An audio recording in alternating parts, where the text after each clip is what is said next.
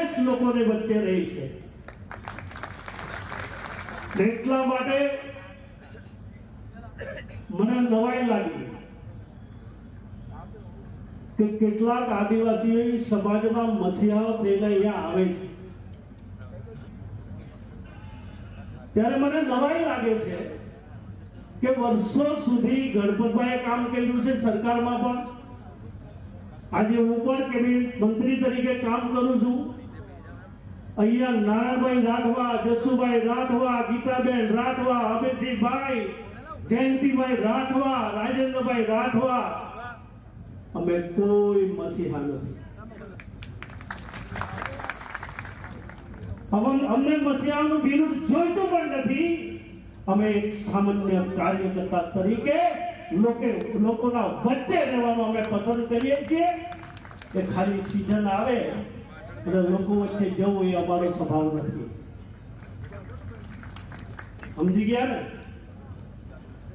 Season આવે અને લોકોને વચ્ચે જવું અને પછી ખોવાઈ જવું એ અમારો સ્વભાવ નથી। મેં સુરતની અંદર ગણપતભાઈ વસાવાજીના વિસ્તારમાં એમ કહ્યું, મીડિયાના મિત્રો ખાસ નોંધ લેજો, જેમની દુકાન નથી તે ઉધાર આપવાની ગયા છે।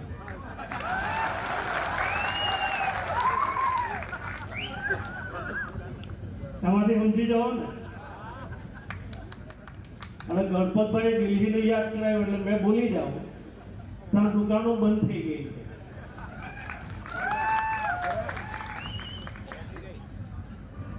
અહીંયા બહેનોને ખાસ કહું છું કે દુકાન જ નથી અને કોઈ એવા બધા વચનો આપશે અને જેવો સમય પૂરો થશે ને તે દુકાનનો એડ્રેસ બી નહીં આવે।